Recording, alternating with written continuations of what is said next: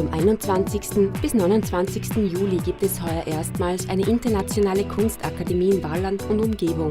Erfahrene Kreative, aber auch Neueinsteiger können hier mit international tätigen Künstlerinnen und Künstlern eine Woche lang arbeiten.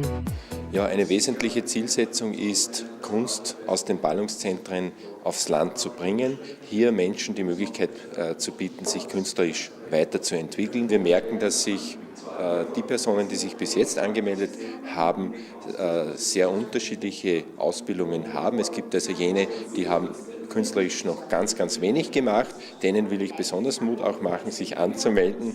Es wird eine tolle Sache und auf der anderen Seite gibt es eben auch Kunststudierende, die sich angemeldet haben. Aber vom Konzept her ist es so, dass wirklich sowohl Anfänger als auch Fortgeschrittene hier bestens aufgehoben sind. 5 verschiedene Werkstätten werden angeboten. Eine davon wird der international gefragte Maler Manfred Hebenstreit im Schloss Parz leiten.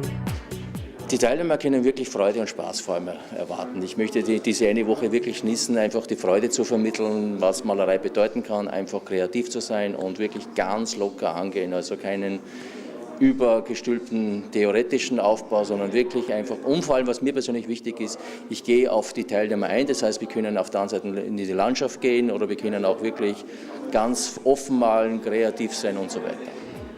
Mit dem Thema Originalgrafik und Farbe beschäftigt sich die Werkstatt von Roberto Lauro und Josef Brescher im Gaspolzhofener Scheinhaus.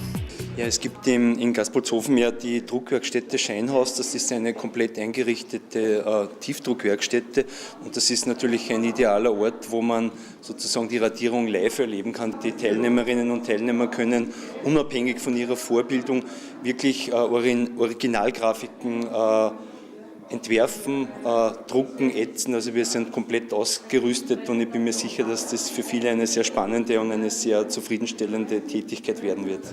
Ursula Gutzmann sieht Schmuck als eine der persönlichsten Ausdrucksformen an. In ihrer Werkstatt wird mit verschiedenen Materialien experimentiert. Bei mir geht es darum, dass wir zuerst einmal die Umgebung inspizieren und dann eigentlich frei von den herkömmlichen Wertigkeiten, die so ziemlich verbunden sind mit dem Thema Schmuck, aufzubrechen. Und Kenntnisse sind nicht wirklich notwendig. Es geht mir darum, dass jeder einfach Lust hat auf neue Erfahrungen und Enthusiasmus mitbringt. Einem Kunstprojekt mit dem Material Ton zum Thema Supermarkt widmet sich Charlotte Wiesmann.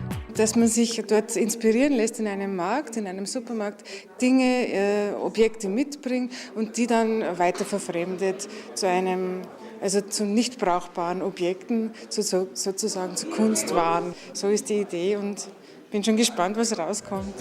Eine weitere Werkstatt beschäftigt sich mit der Bildhauerei mit dem Material Metall. Der Japaner Makoto Miura ist seit 1983 an der Kunstuniversität in Linz tätig. In seiner Werkstatt beginnt jeder Teilnehmer an der Stelle zu arbeiten, wo er sich in künstlerischer, handwerklicher und technischer Hinsicht befindet. Alle weiteren Informationen finden Sie im Internet auf ik.atico.at oder telefonisch unter 07249 48835.